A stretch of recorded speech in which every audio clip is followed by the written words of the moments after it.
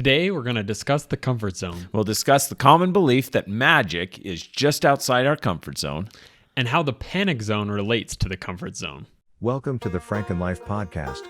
We're here each week on Tuesdays trying to figure out how to stitch together our best lives.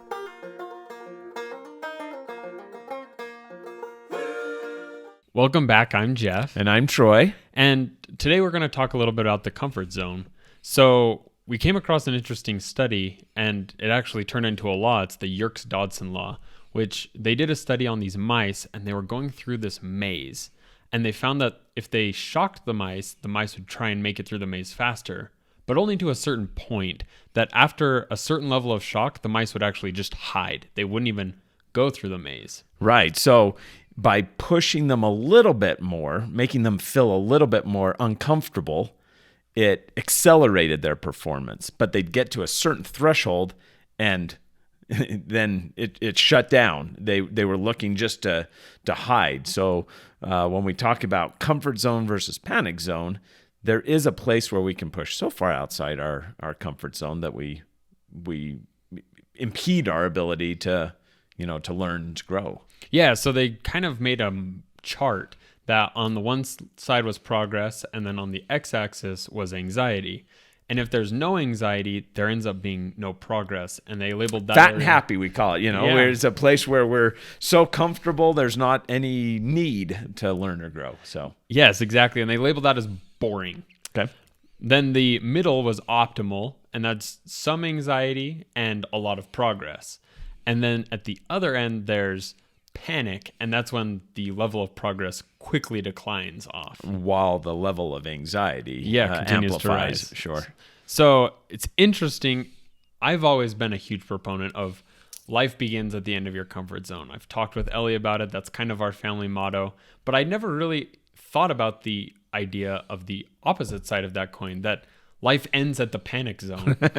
Well, and it can literally end at the edge of the panic zone. But you're right. It's something that I hadn't really thought of, that stepping outside the comfort zone, Yeah. outside the comfort zone is great. A few steps into it. Now, when you're going into the next zip code or the next county or state, you can get to a place where the benefits of extending yourself, of challenging yourself, puts you in a place where it's no longer helpful. It's no longer fulfilling. It's just really scary. In fact, you were telling me a little bit about a TED Talk where a lady gave an illustration of that I thought was kind of funny. Yeah, she said that she was trying to get out of her comfort zone. She doesn't like heights. So she went skydiving, and she ended up vomiting the whole way down. And that's just not a pleasant experience no matter who you are. Well, and I'm assuming that she's doing it tandem, so it's Yes. probably even less as unpleasant as it was for her, the person to whom she was strapped and who was maybe getting some of the shrapnel of said vomit. It was probably not a comfortable. It was not his or her comfort zone either. Yeah, no So question. no, I think it's an important thing to understand that the idea of pushing ourselves is really powerful. That is where we learn. That is how we grow.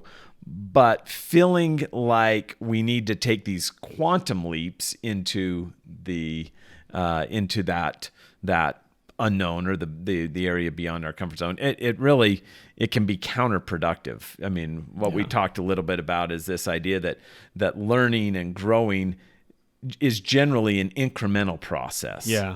And we oftentimes, of course, would love to have those transformative movements happen all at once. I think that's human nature. The get-rich-quick schemes, everything preys on that. We want to make progress tomorrow, right by making just a simple action today. And Yeah. really, it's you make progress in 10 years by making a simple action every day for the next 10 years. For sure. So it's an important thing to contextualize comfort zone and stepping out of our comfort zone. What are we looking to do?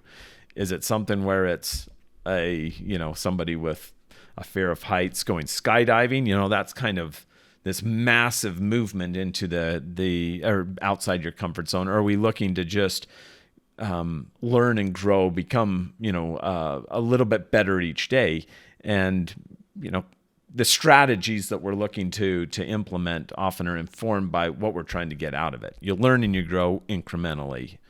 Transformation happens by stacking a bunch of those incremental steps. Yeah. It's probably not great strategy to try to skip, 8 steps in our effort to learn and to grow. Yeah, I think our attempt to short circuit that process, it really does us a disservice, because skydiving may at some point along that lady's journey have been a helpful practice, but by trying to jump from A to Z, you miss the rest of the alphabet, and it's a horrible experience. Right.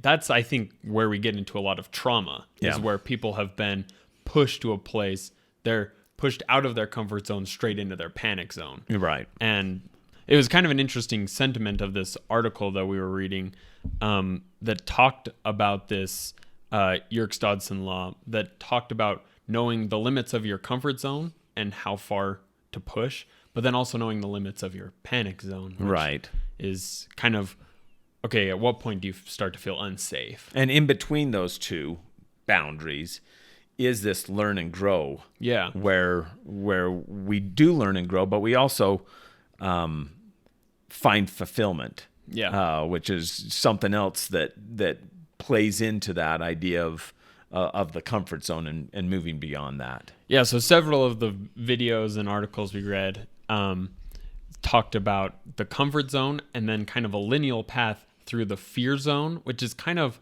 the failure zone. It's where get up to public speak and you're just going to do a terrible job because you've had no practice. From there, you kind of progress into the learn zone, where you start to really improve, and then finally into the growth zone, where now your comfort zone has actually just expanded. Right. So now you start to repeat that process. And that fear zone, as we have talked about it, and I was trying to think back in experiences that I've had over the years, like getting up and giving your first, public speech, or going out on a first date, calling up a person and asking for.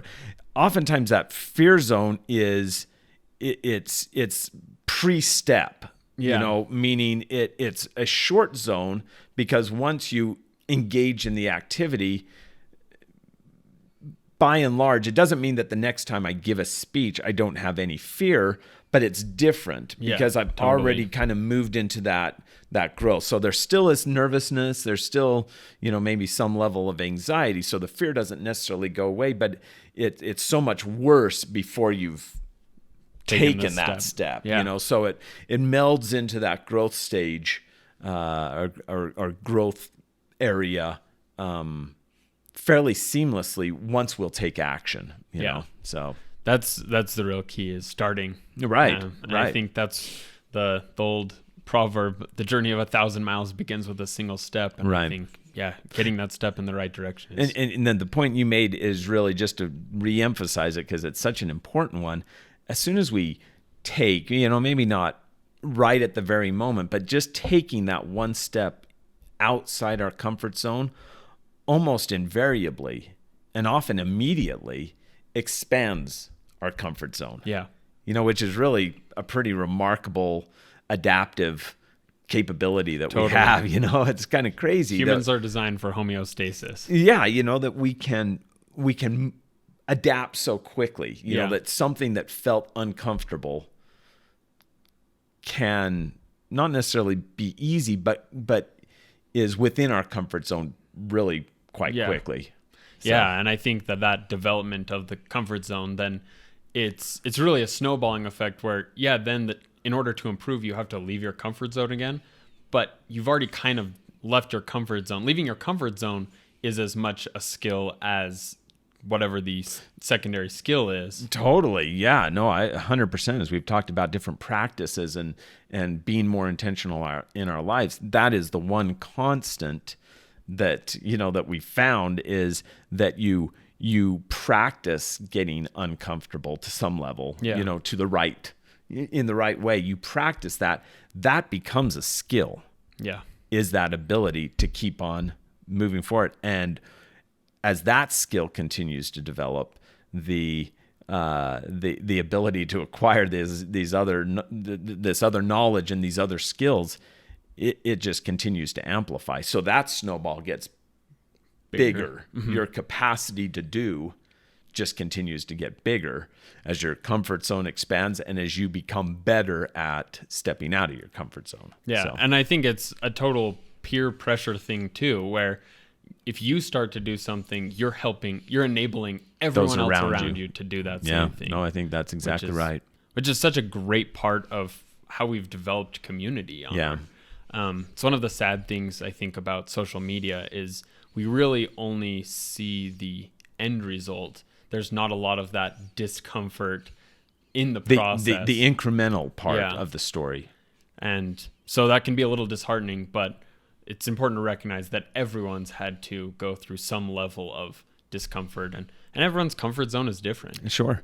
So. Absolutely. And you talked a little bit about community and as we look at Maslow's hierarchy of needs, that's another area where we see this idea of comfort zone manifest or analyzed in a different way. That's really it's a useful way to look at it. Yeah. So Maslow's hierarchy of needs. So the first level is physiological. So food, water, heat, sleep, rest. Yeah. Then the second level is safety needs. And the way that these needs work is once you've satisfied one level, then you can look towards the next level. The next level becomes the motivators. Yes, exactly. And so the following level after safety needs is belongingness and love needs. So intimate relationships, friends, kind of that community becomes a big part of it. And beyond that is esteem needs.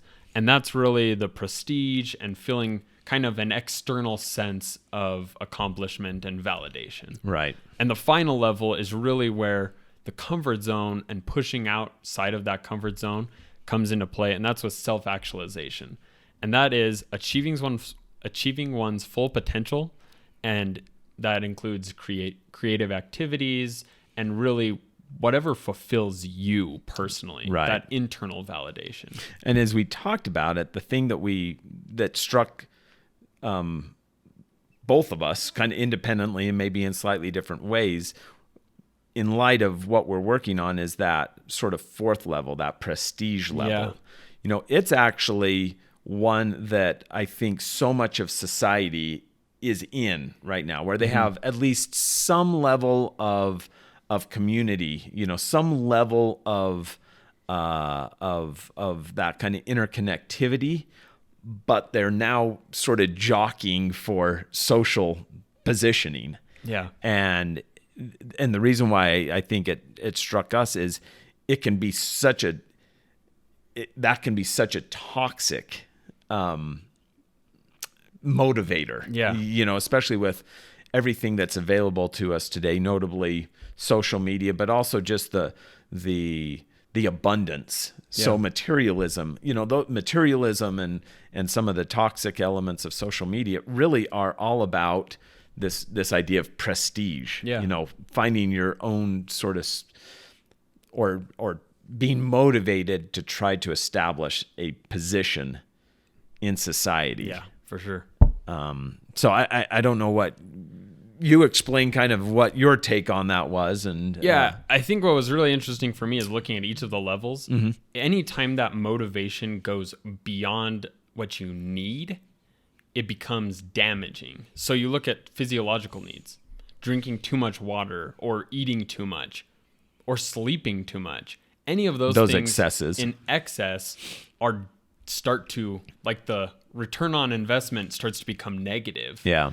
And it's the same thing with spending too much time getting caught up in intimate relationships and friends, like losing yourself in those kind of that codependency or even dependency, just straight up dependency on another person, right, becomes unhealthy.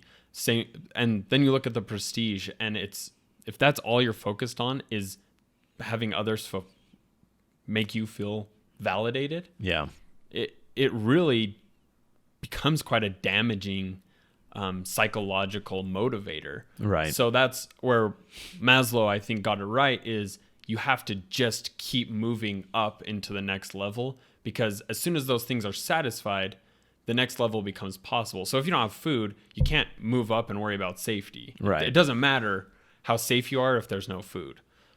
But as soon as you have safety, You're not worried if the bear's going to eat you if you don't have anything to eat. Exactly. Okay. But as soon as you have safety, or as soon as you have food, now it's time to worry about whether or not the bear's going to get you. Oh, sure.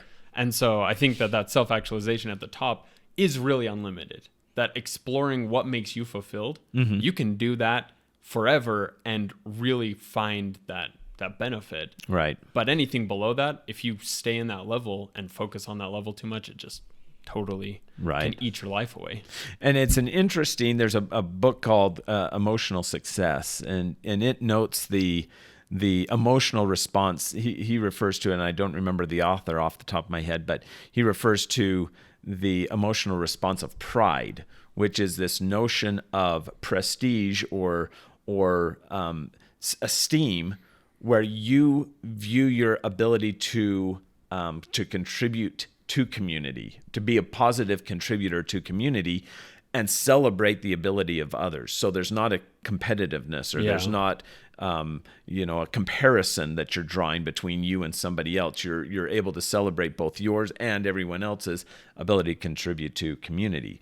That is when you get to that place in that fourth level, that prestige, that esteem level, that is a great launch pad for that next level of motivation, that self-actualization, where you're really looking to amplify your ability not only to contribute to community, but to really maximize your potential, not only for yourself, but really as a means of contributing more productively, more effectively to the community around you. So it's interesting to think about comfort zone. Yeah. What that means and how that allows us to progress through those various psychological motivators to a place where we really are focused on what is fulfilling for us and how we're helping fulfill the needs and wants of others around us in an effective, effective way, not a destructive way. So. Yeah, well, and I think you look at this and you just say the boundary of the comfort zone continues to expand. That as soon as you're comfortable with the amount of food, if you stay just thinking about how am I going to get food, your life will be incredibly boring if you have an abundance of food. Right.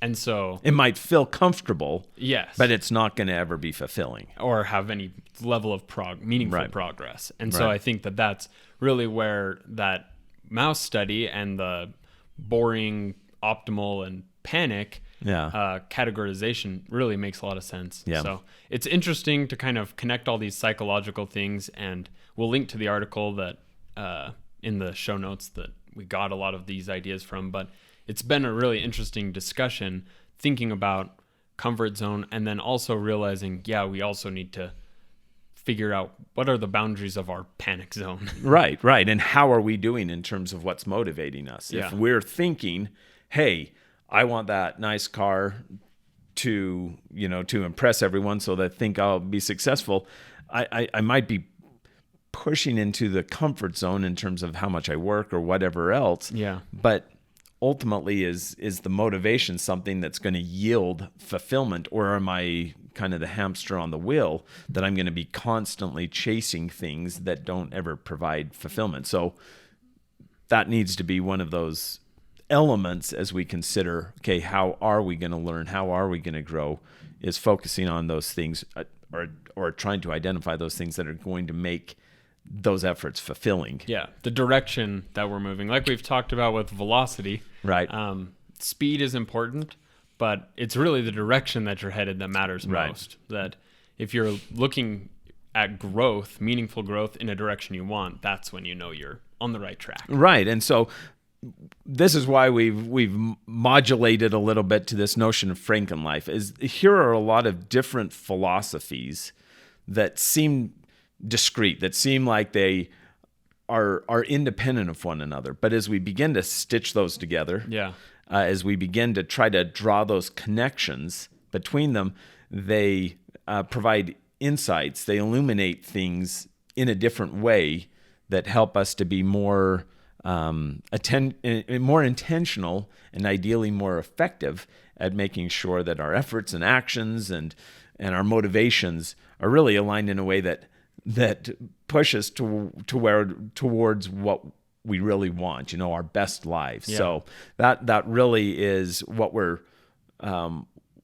we need to be doing, is looking at these truths that we found, or these ideas that we think, yeah, that makes a lot of sense, and now try to connect that to other areas of our lives or other ideas that we've had in a way that is expansive. Yeah. Yeah, it's really taking from, we talked about last week, Steal Like an Artist, taking these ideas that you're finding from other people and making them fit in a way, just like quilting, where you cut the pieces and fit them together in a way that becomes beautiful to you. Right. So, Right. Very cool. So we're really excited about Frankenlife. Unfortunately, we didn't have anyone leave a 5-star review. That may have been my fault. I didn't realize Spotify doesn't have reviews. So if you leave a 5-star review on Apple Podcasts, we would really appreciate it. If you can leave us an actual review, then we'll have your name and we can read it on the show and figure out how to coordinate with you to get you your t-shirt. But we really appreciate any review, any feedback you can provide. We love discussing with people about these different ideas, and we're so excited about the concept of Frankenlife moving forward. Stitching together these things in order to make our best life. Yeah. So thanks for coming, and we'll see you in the next one. Take care.